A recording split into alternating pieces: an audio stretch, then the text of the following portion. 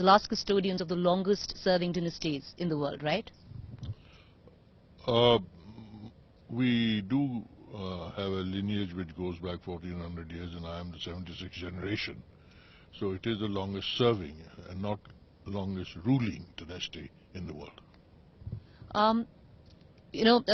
With an inheritance this rich, Shriji, the question I'd like to ask you is, all of this now, all the news that's going around, that's swirling around, you would be, I would reckon, the best person to ask, did Rani Padmawati ever exist? Because right now, if you just go back in history, you have these historians that you must be seeing on television, and this is your lineage, this is your history, your inheritance. Yeah, this is a new thing which has started in the last 24 hours and has caught momentum, whether Padmawati existed or not existed. According to me, it looks like a plant. And these are precisely the issues which are aggravating the Rajput community. These insensitivities which go to the very existence of ours, that you are questioning our existence. How can anybody bear to tolerate it? So naturally this is coming out in terms of rather acrimonious behavior by the certain people, but it is actually a provoked, deliberately provoked sort of a reaction. And I can relate to their anger. You can relate to their anger, but I can relate to their anger, but I don't endorse it. This is not the way to go forward.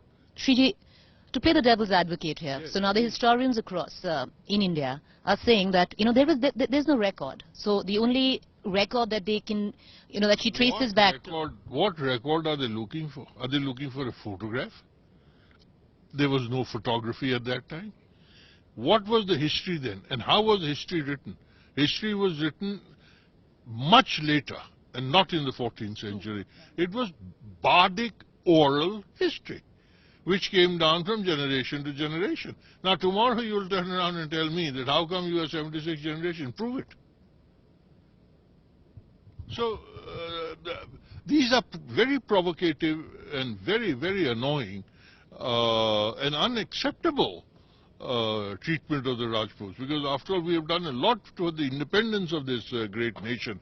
We are proud citizens of free India today. Coming back to the film, nobody's seen the film yet. Couple of promos, one promo with one dance sequence. Can we actually sit here and judge history on that promo? Well, you can, in a manner of speaking, in the sense that if this is how she has been projected in 3 minutes, how would she have been projected? This is pure conjecture. How would she have been projected in 3 hours? Because these kind of dances are just not on. Because the Maharani never did these kind of dances, And you might say, so what? It's a dance after all. What the hell, whether she danced in the Mardana section or the Zanana section. But for the Rajputs, for us, it's very important.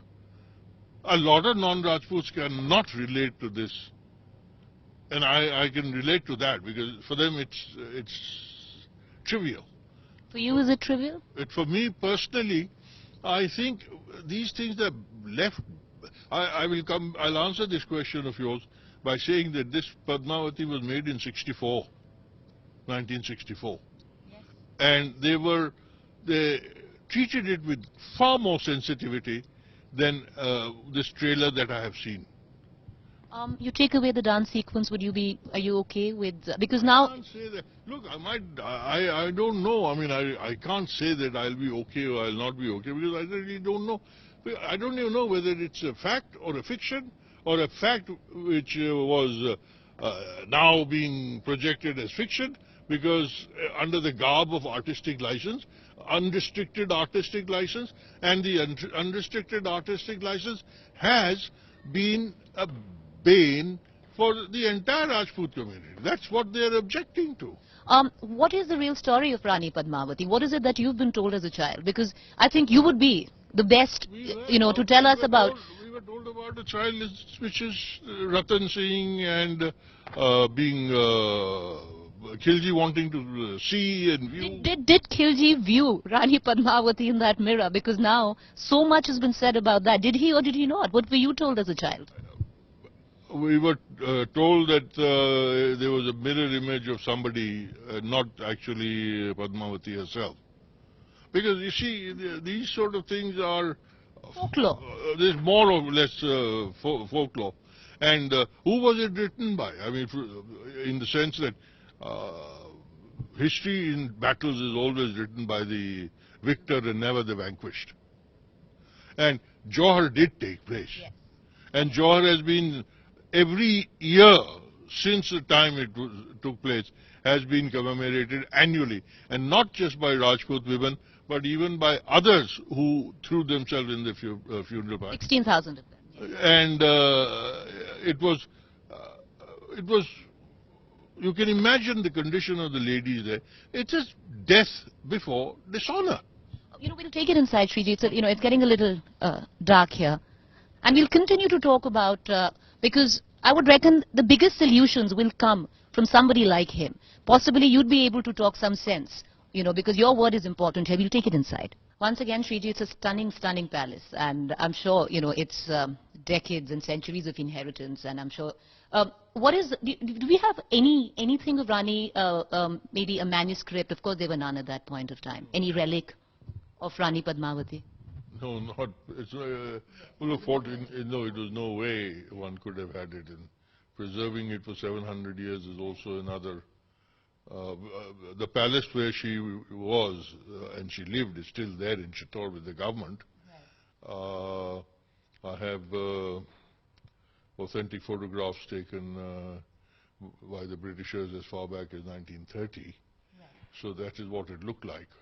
And you see that photograph and you see the promo, and you'll say, I mean, what are we doing?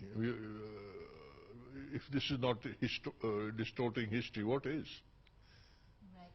Shriji, right now, with all that's going down, and it's reaching bizarre levels, which we were talking about. The kind of violence, the Karni Sena is threatening, the kind of open threats that we'll, put a bounty on Bansali's head, we'll cut off Deepika's nose. Somebody has to mediate, and possibly somebody like you has to mediate and come up, because they'd listen to you and come up with an answer and a solution to this, because there's a lot of money riding on the film as well. That's very kind of you. I do enjoy a very good relationship with the people here. The people are very kind to me, and I respect them, and in turn they also have great affection for me. I do not have a constitutional right in any way, but if I can be of any service, I'll be very happy to do so, because I'm equally troubled. I may not endorse vandalism, I may not endorse all these kind of death threats, but that doesn't mean that I'm not very disturbed about trying to do you have, my final question, sir, Shriji, do you have a solution in mind? Can a solution be found here? What could we do? I think that if Mr. Bansali could be persuaded to show it to a few people who are knowledgeable and who are not in any way biased, I could very happily play that part in a very responsible manner and a very mature manner. If the film is cleared by this council that you're suggesting, then everybody needs to then, all the cuts that, are decided upon mutually, then everybody can back off and the film can release. There's a lot of money riding on this film. There's a lot of... Yes. I understand. There is... I mean, our existence is riding on it too. So, as one of the film stars said the other day, that Mr. Bansali made this film by spending money, while the Rajputs made history of India by spilling their blood. So, there is no comparison. I understand, sir. So, therefore, trying to find a middle path in all of this. And like you said, it comes from you. We can but try. You could try. We can but try and give it our best shot. Right.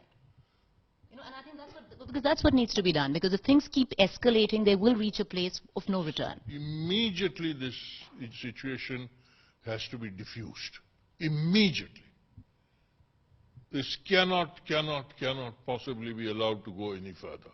No one is winning or losing in this. We are all losing. And we don't want to do that. We all want to come out as winners.